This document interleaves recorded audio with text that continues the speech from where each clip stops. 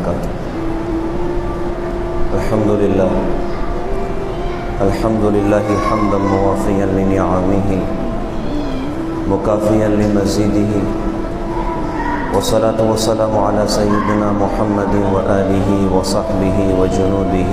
أما بعد، قال الله سبحانه وتعالى: فأعوذ بالله من الشيطان الرجيم، بسم الله الرحمن الرحيم. كل من عليها فان ويبقى وجه ربك ذو الجلال والإكرام. صدق اللہ العظیم. محترم بزرگوں، دوستوں اور عزیزین بھائیوں، دنیا کے بڑے سے بڑے عدد کو جب زیرو سے ضرب دیا جائے تو نتیجہ اور رزلٹ زیرو ہوا کرتا ہے. 1000 کو زیرو سے ضرب کر دیں تو زیرو ہو جائے گا، 1,00,000 سے ضرب کر دیں تو زیرو ہو جائے گا، 1 کروڑ کو زیرو سے ضرب کریں تو = زیرو ہے. ایسے ہی دنیا کی کتنی بھی بڑی ترقی ہو، کتنا بھی بڑا نام ہو، اور کیسی بھی دنیا کی رفعتیں ہوں اور منصب ہوں، ان کا مقابلہ موت سے ہوتا ہے تو نتیجہ زیرو ہو جاتا ہے. انسان کتنی بھی بڑی ترقی کر جائے، موت آئے تو کچھ بھی نہیں ہے. قرآن پاک میں ارشاد فرمایا: کل من علیہا فان ویبقى وجہ ربک ذو الجلال والاکرام. سب فانی ہیں، بقا صرف ایک اللہ کی ذات کو ہے. ہمیشہ سے اللہ ہے اور ہمیشہ تک اللہ ہے. باقی کل کائنات کے لیے اللہ تعالیٰ نے موت کا فیصلہ کیا ہوا ہے، فنا کا اللہ پاک نے فیصلہ کیا ہوا ہے. حضرت علی رضی اللہ عنہ ارشاد فرماتے تھے: الموت لیس منہ الفوت. موت وہ شکاری ہے جس کا نشان کبھی چوکتا نہیں ہے. ان اقمتم لہ اخذکم. تم موت سے ٹکر لوگے تو رزلٹ یہ ہوگا کہ موت تم پر پنجے گاڑ کے دکھائے گی. وَإِن فَرَرْتُم مِّنْهُ أَدْرَكَكُمْ. تم موت سے بھاگو گے تو جتنی برق رفتاری سے بھاگنا ہے بھاگ کے دیکھ لو، بہرحال موت تم پر حملہ کر دے گی. تو مرنا سب کے لیے اللہ پاک نے طے کر کے رکھا ہوا ہے. تو کیا پیغام اسلام میں دیا، کیا پیغام قرآن میں دیا کہ مرنے سے پہلے اس کو اپنا بنا لو جس کو اپنا بنانے پر دنیا بھی سنور جاتی ہے اور آخرت بھی سنور جاتی ہے. تو کس کو اپنا بنائے تو دنیا بھی بن جائے اور آخرت بھی بن جائے. ظاہر سی بات ہے ساری دنیا بھی ہاتھ آ جائے تو موت پر تو ہاتھ کچھ بھی نہیں ہوتا. جب انسان کی آنکھ کھلتی ہے مرنے کے بعد والی آنکھ تو مٹھی میں کچھ بھی نہیں ہوتا. بڑے بڑے لوگ دنیا میں آئے جنہوں نے پوری دنیا کو فتح کیا اور آدھی دنیا کو فتح کیا اور اپنی فتوحات کے جھنڈے پوری دنیا میں گاڑے. لیکن جب موت آئی تو سب کچھ ہاتھ سے نکل گیا، سارے وسائل دھرے رہ گئے، سارے اسباب دھرے رہ گئے. کہنے والے نے کیا خوب کہا تھا: تو کہ حرص و حوث کو چھوڑ میاں، مت دیس بدیس پھرے مارا. قزاق اجل کا لوٹے ہے دن رات بجا کر نکارا. کیا بھدیا بھینسا بیل شتر، کیا گونی پلہ سر بھارا. کیا گیہوں چاول موٹ مٹر، کیا آگ دھواں اور انگارا. سب ٹھاٹ پڑا رہ جاوے گا جب لا چلے گا بنجارا. مغرور نہ ہو تلواروں پر، مت بھول بھروسے ڈھالوں کے. سب پٹا توڑ کے بھاگیں گے منہ دیکھ اجل کے بالوں کے. کیا ڈبے موتی ہیروں کے، کیا ڈھیر خزانے مالوں کے. کیا بخچے تاش مشجر کے، کیا تختے شال دو شالوں کے. سب ٹھاٹ پڑا رہ جاوے گا جب لا چلے گا بنجارا.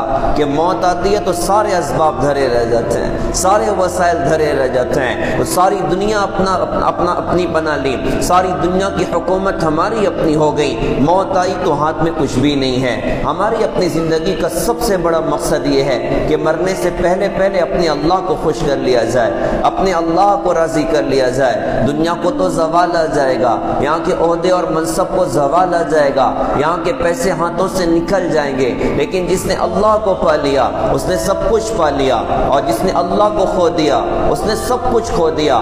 ہمیشہ سے اللہ کی ذات ہے اور ہمیشہ تک اللہ کی ذات ہے. ہمارے نبی نے کتنی زبردست اللہ پاک کی تعریف بیان کی تھی. آپ نے اللہ پاک کی تعریف بیان کرتے ہوئے اللہ پاک سے عرض کیا تھا: اللہم انت الاول فلیس قبلک شیء، میرے اللہ آپ سب سے پہلے، آپ سے پہلے کچھ نہیں، وانت الآخر فلیس بعدک شیء، آپ سب کے بعد، آپ کے بعد کچھ نہیں، وانت الظاہر فلیس فوقک شیء، آپ سب سے اوپر ہیں، آپ سے اوپر کچھ نہیں، وانت الباطن فلیس دونک شیء، آپ ساری چھپی ہوئی چیزوں کو جاننے والے، آپ سے چھپا ہوا کچھ نہیں، ہمیشہ سے اللہ کی ذات اور ہمیشہ تک اللہ کی ذات، ساری کائنات میں اللہ کی حکومت، ساری کائنات میں اللہ کی قدرت، ساری کائنات میں اللہ کی ربوبیت۔ قرآن اللہ پاک کا تعارف بیان کرتے ہوئے یہ قرآن ہم سب کو یہ بات سناتا ہے کہ للہ ملک السماوات والارض، آسمان و زمین میں تو اللہ ہی کا راج ہے، رب المشرقین و رب المغربین، دونوں مشرقین کے رب اللہ ہیں،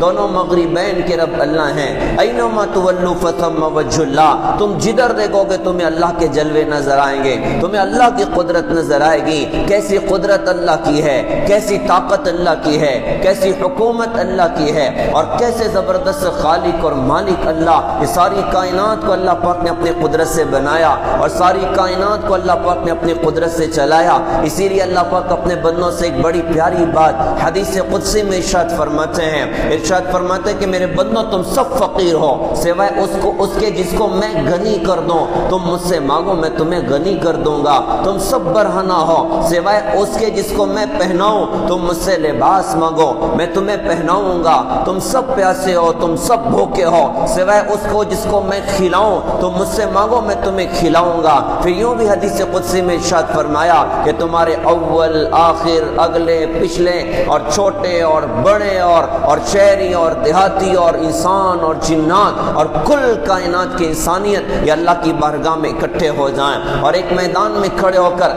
اللہ پاک سے اپنی اپنی حاجتوں کا سوال کریں، اپنی اپنی خواہشات کا سوال کریں، ہر بندہ اپنی زبان میں اللہ پاک سے مانگے۔ دنیا میں تقریباً 6000 زبانیں دنیا میں بولی جاتی ہیں، ہم لوگ تو ایک دو زبانی، ہم 2-3 زبانیوں میں ہماری زندگی ختم ہو جاتی، 6000 زبانیں دنیا میں بولی جا رہی ہیں، اور باقی کتنی مخلوقات ان کی زبانوں کو اللہ کے علاوہ کوئی نہیں جانتا۔ یہ ساری مخلوقات ایک میدان میں جمع ہو جائیں اور جمع ہونے کے بعد ہر مخلوق اپنی خواہشات کی حد تک اللہ پاک سے سوال کریں۔ اللہ پاک ارشاد فرماتے ہیں کہ تمہارا رب اس بات پر قادر ہے کہ ہر مخلوق کو اس کی خواہشات کی حد تک دے دے، اور تیرے رب کے خزانے میں مچھر کے پر کے برابر بھی کمی نہیں ہوتی۔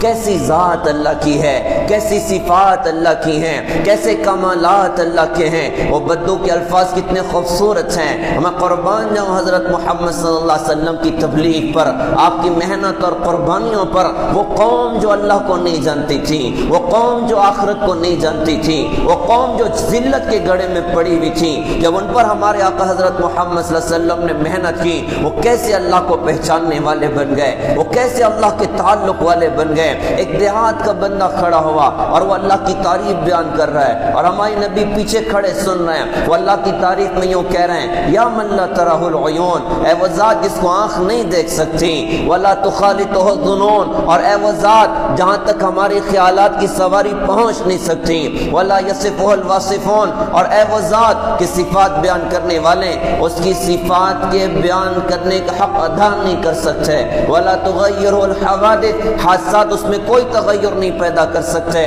ولا یخشى الدوائر، نہ ہی زمانے کی تبدیلیوں کا اس کو کوئی خوف ہے، یعلم مثاقیل الجبال، کیا بندے نے اللہ کے علم کو بیان کیا کہ اے واللہ جو پہاڑوں کا وزن جانے، ومکائیل البحار، اور اے واللہ جو سمندر کے پیمانوں کو جانے، وعدد قطر الامطار، اور اے واللہ جو بارش کے قطرات کی گنتی کو جانے، وعدد ورق الاشجار، اور اے واللہ جو درختوں کے پتوں کی گنتی کو جانے، وعدد ما اظلم علیہ اللیل، جن پر رات کے اندھیرے چھائیں ان کی تعداد کا علم آپ کے پاس میں، واشرق علیہ النہار، جن پر دن روشنی ڈالیں ان کی تعداد کا علم آپ کے پاس میں۔ ایک سوال یہاں پر بنتا ہے کہ جب ایک آسمان دوسرے آسمان کو اللہ سے چھپا نہ سکے، لا تواری منہ سماء سماء، ایک آسمان دوسرے آسمان کو آپ سے چھپا نہیں سکتا، ولا ارض ارضا، ایک زمین دوسری زمین کو آپ سے چھپا نہیں سکتی، ولا جبل ما فی وارہ، پہاڑ اپنے پتھریلے جگر میں چھپی ہوئی چیز کو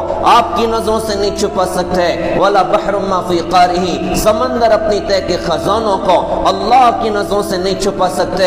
تو کیا زنا کرنے والا اللہ سے چھپ جائے گا؟ کیا جھوٹ بولنے والا اللہ سے چھپ جائے گا؟ کیا ناپ تول میں کمی کرنے والا اللہ سے چھپ جائے گا؟ یا سود کھانے والا اللہ سے چھپ جائے گا؟ بند کمرے میں ماں باپ کو گالیاں دینے والا کیا وہ اللہ سے چھپا ہوا؟ بیوی پر ظلم کرنے والا کیا اللہ سے چھپا ہوا؟ بہنوں کا حق ضائع کرنے والا کیا اللہ سے چھپا ہوا؟ تنہائیوں میں موبائل میں ننگی فلمیں دیکھنے والا کیا وہ اللہ سے چھپا ہوا؟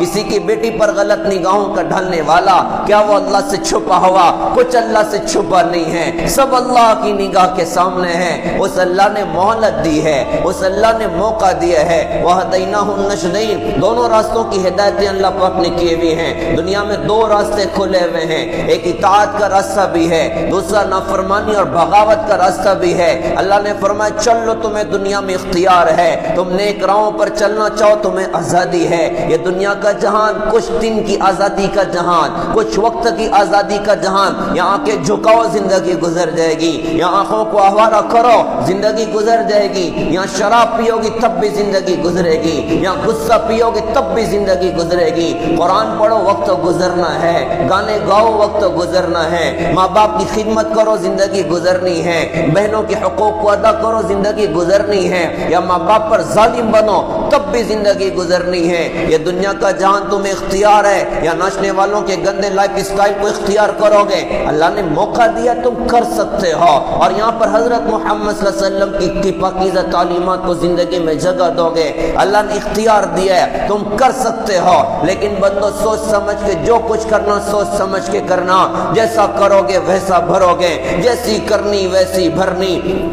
نہ مانے تو کر کے دیکھ، اور جنت بھی ہے دوزخ بھی ہے، نہ مانے تو مر کے دیکھ۔ اللہ سب کچھ دیکھ رہا ہے، اور ایک دن اللہ پاک نے امتحان اور فیصلے کا اللہ پاک نے رکھا، وہ حشر کا میدان ہے، وہ قیامت کا دن ہے کہ ایک ایک عمل کا اللہ پاک کی بارگاہ میں حساب کتاب کیا جائے گا۔ فَأَمَّا مَنْ ثَقُلَتْ مَوَازِينُهُ فَهُوَ فِي عِيشَةٍ رَاضِيَةٍ، جس کے نیک عمل کا پلہ وزنی ہوگا وہ زبردست عیش میں ہوگا۔ وَأَمَّا مَنْ خَفَّتْ مَوَازِينُهُ فَأُمُّهُ هَاوِيَةٌ وَمَا ادراک ما ہی نار حامیہ، اس کے نیک عمل کا پلہ ہلکا ہوگا۔ اللہ نے فرمایا بندوں وہ تو حاویہ میں ہوگا، اور تمہیں کیا خبر وہ حاویہ کیا؟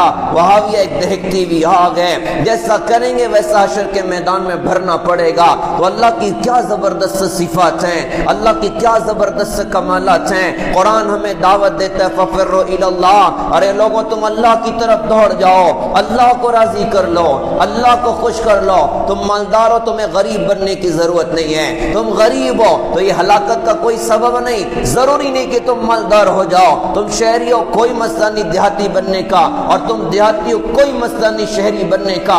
تم جس حال جس پوزیشن میں ہو اللہ کو راضی کر لو، اللہ سے یاری لگا لو، اللہ سے دوستی کر لو، اللہ کی طرف دوڑنے والے بن جاؤ۔ اللہ تمہاری دنیا بھی بنائے گا، اللہ تمہاری آخرت بھی بنائے گا۔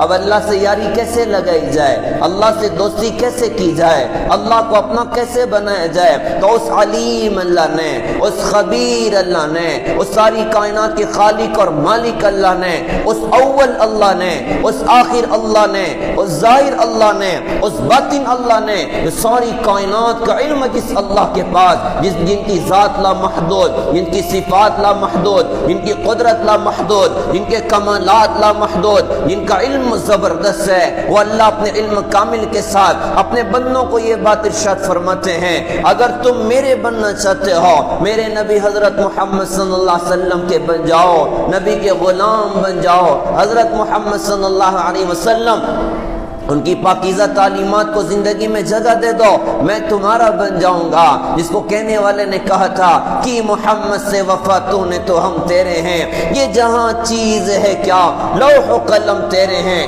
کہ تو اللہ کو اپنا بنانا کیا کریں کہ حضرت محمد صلی اللہ علیہ وسلم کی چال چلی جائے، ان کی پاکیزہ تعلیمات کو اپنی زندگی میں جگہ دی جائے۔ اللہ نے سب سے زیادہ عظیم اس کائنات میں کسی کو بنایا، ہمارے آقا تاجدار مدینہ محمد محمد الرسول اللہ صلی اللہ علیہ وسلم کو اللہ پاک نے بنایا، کیا شان ہمارے نبی کی، کیا مقام ہمارے نبی کا، کیا درجہ ہمارے نبی کا، کیا کمالات ہمارے نبی کے۔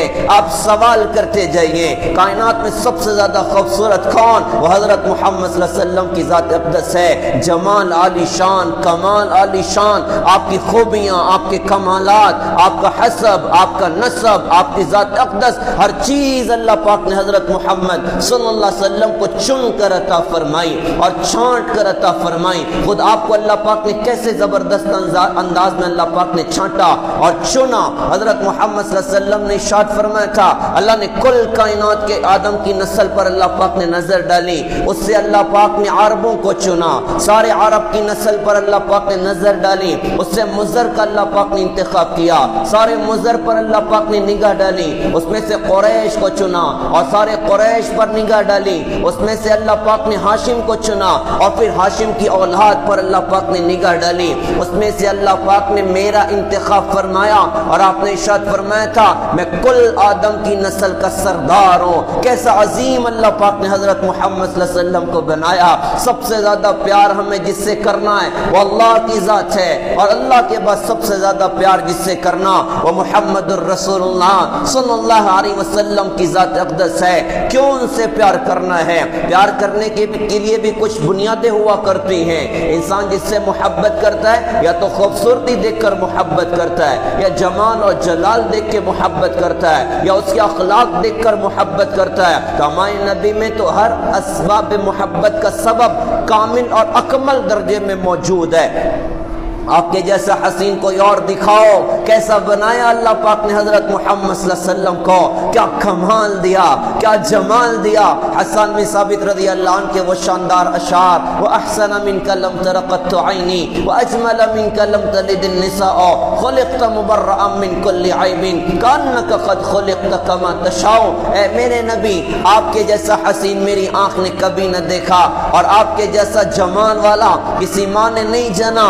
آپ ہر عیب سے پاک کر کے پیدا کیے گئے، گویا آپ ایسے بنائے گئے جیسا خود آپ نے اپنے لیے چاہا۔ تو کیسا اللہ پاک نے ہمارے نبی کو حسن جمال عطا فرمایا۔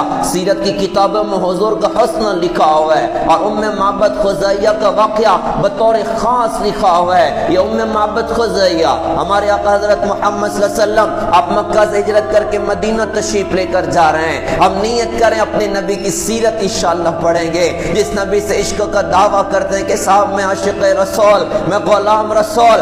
درد کی بات ہے کہ آج تک اپنے نبی کی زندگی کو پڑھنے کا موقع نہ ہو سکا۔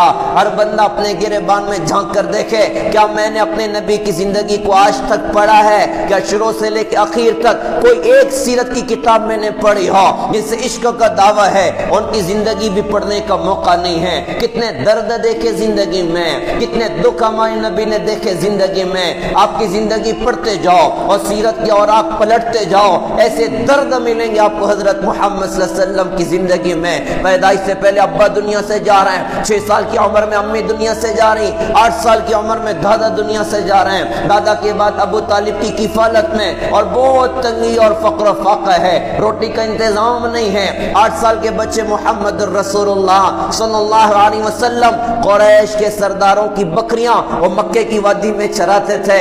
دو چار روپیہ مل جائے تو گھر کی روٹی کا خرچہ تو نکل جائے۔ جن کی برکتوں سے کائنات کے نظام کو اللہ پاک نے بنایا، وہ قریش کے سرداروں کی بکریاں مکے کی وادی میں چرایا کرتے تھے۔ اور آپ پلٹتے جائیے، اور پھر جب نبوت کا ظہور ہوا تو کیسا مصیبت کا پہاڑ ٹوٹا جناب محمد الرسول اللہ صلی اللہ علیہ وسلم پر۔ 2 بیٹیوں کو طلاق پڑ گئی، گلے میں پھندا ڈال کے گھسیٹا گیا، راستے میں کانٹے بچھائے گئے، سجدے کی حالت میں اونٹ کی اوجڑی آپ کے کندھے پر ڈالی گئی، مبارک چہرے پر تھوکا گیا، بیٹیوں کو تماچے مارے گئے، بیٹیوں پر ظلم و ستم کے پہاڑ توڑے گئے، آپ کے صحابہ پر مصیبتوں کا پہاڑ توڑا گیا۔ کتنے درد آئے زندگی میں۔ پھر وہ گھڑی پریشانیاں بھی آئیں کہ ہمارے نبی نے اللہ پاک کے حکم سے مکہ کو چھوڑا اور مدینہ چلے گئے، مکہ چھوڑ کے مدینہ جا رہے ہیں، راستے میں کئی لوگ ہو چکے ہیں، حضرت ابو بکر صدیق رضی اللہ عنہ بھی ہیں، عامر بن فہیرہ بھی ہیں، عبداللہ بن اریقط جو غیر ایمان والا تھا لیکن راستہ جاننے والا بندہ، اس کو پیسے پر طے کیا تھا کہ تو راستہ ہمیں بتائے گا، وہ بھی ساتھ میں موجود ہے۔ کوئی ڈاکو آیا اس نے کلمہ پڑھ لیا، کوئی چور آیا اس نے کلمہ پڑھ لیا، چلتے چلتے راستے میں سب بھوکے ہو چکے ہیں۔ ام معبد خزاعیہ کے خیمے پر یہ سارے حضرات پہنچے، ایک بڑی خاتون راستے میں بیٹھی ہوئے لوگوں کو کھلاتی پلاتی ان کی خدمت کیا کرتی۔ جب ہمارے نبی کا قافلہ وہاں پر پہنچا تو قافلے کے سارے لوگ بھوکے، ام معبد خزاعیہ اپنے صحن میں بیٹھی ہیں۔ آپ نے فرمایا کہ کچھ ہمارا انتظام ہو سکتا ہے کھانے کا؟ انہوں نے کہا جی معاف فرمائے کچھ بھی نہیں ہے، میرے شوہر بکریاں چرانے جنگل گئے ہوئے ہیں، اگر بکریاں ادھر ہوتی تو دودھ نکال کے آپ کو دے دیتی۔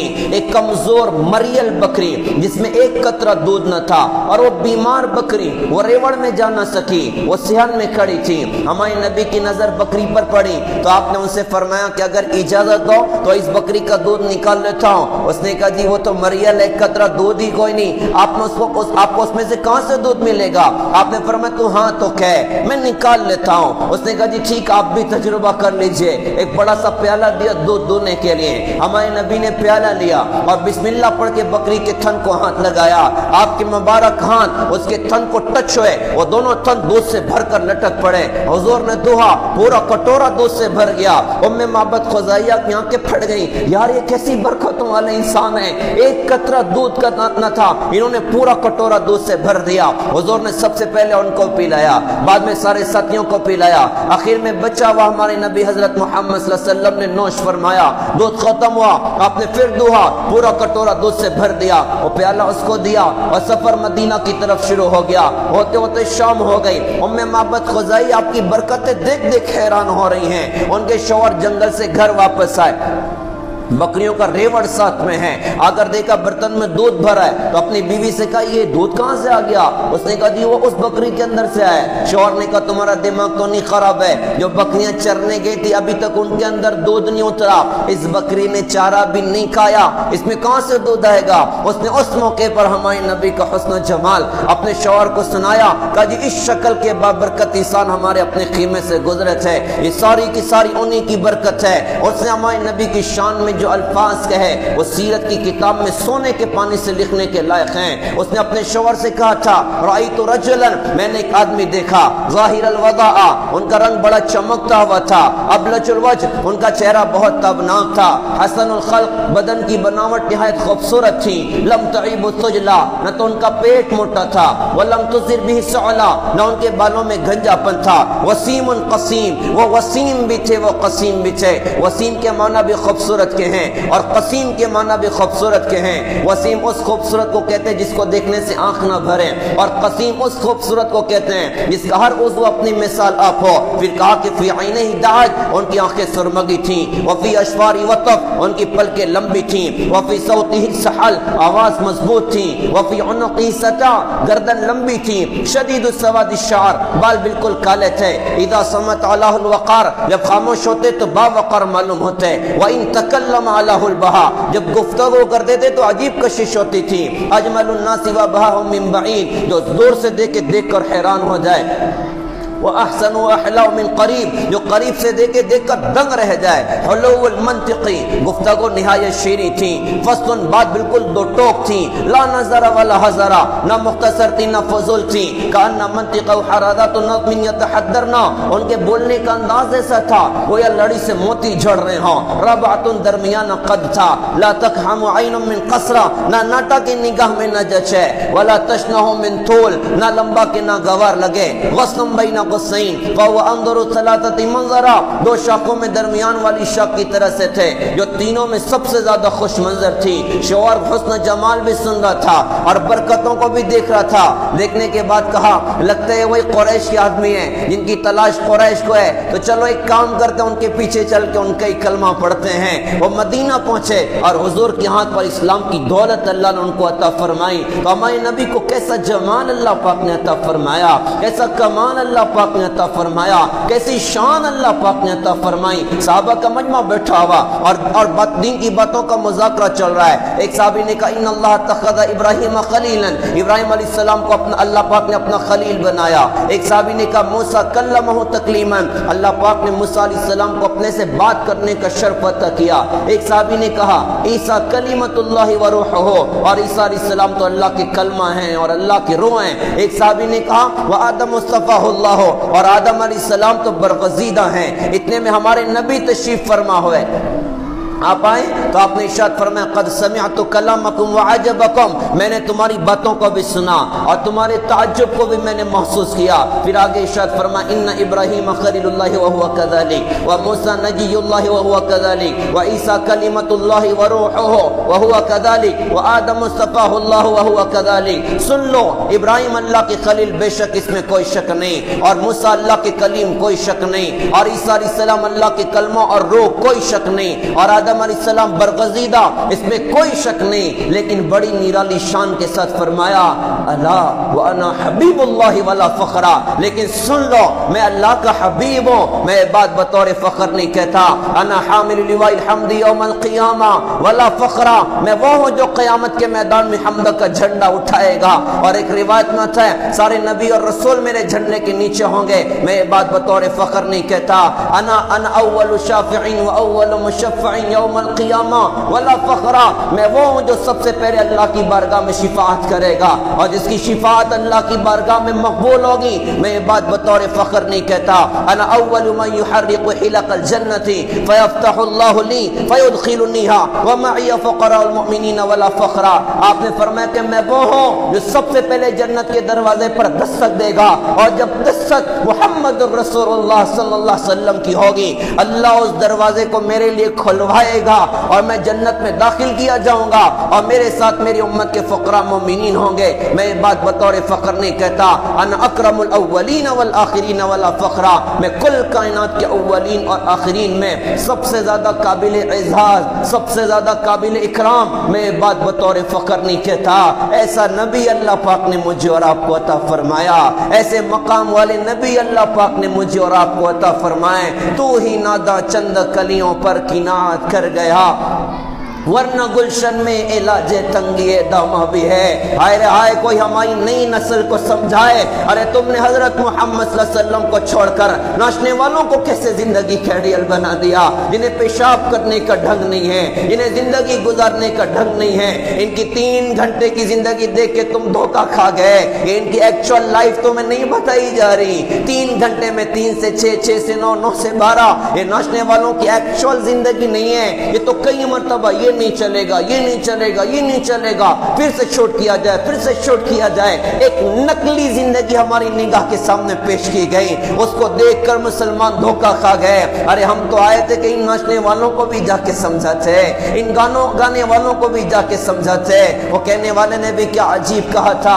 ہم ہی سو گئے داستان کہتے کہتے۔ ہماری تو اپنی ذمہ داری تھی کہ ساری دنیا کو اللہ کا تعارف کراتے، ساری دنیا کو حضرت محمد صلی اللہ علیہ وسلم کا تعارف کراتے، لیکن ان کی زندگی کو آج امت نے چھوڑ دیا، ان کے لائف سٹائل کو آج امت نے چھوڑ دیا۔ میرے پیارے بھائیوں، آج اپنی نسل کو سمجھانے کی ضرورت ہے، آج اپنی نوجوان بچیوں کو سمجھانے کی ضرورت ہے کہ ہمارا آئیڈیل ناچنے والے نہیں ہیں، گانے والے نہیں ہیں، ان کی ایک الگ زندگی جو بڑی تباہ ہے، جو بڑی برباد ہے۔ جب تک شباب کا عالم ہوتا ہے، دنیا پلکوں پر بچھا رہی ہوتی ہے، اور جب زوال آتا ہے اور جب جوانیاں ڈھلتی ہیں، جا کر دیکھیں یورپ کے ان ننگی رہنے والی خواتین کا حشر جو 40 سال پہلے اپنے آپ کو ننگا ہونا اپنے لیے ایک تہذیب سمجھتی تھی، آج کیسی تباہی ان کی ہے، آج کیسی بربادی ان کی ہے۔ ان کو کوئی بیٹی کہنے تیار نہیں ہے، ان کو کوئی بیوی کہنے تیار نہیں ہے، ان کو کوئی خالہ کہنے تیار نہیں ہے، ان کو کوئی امی کہنے تیار نہیں ہے، سسک کے رہ گئے رشتوں کے لیے۔ کیا ہوا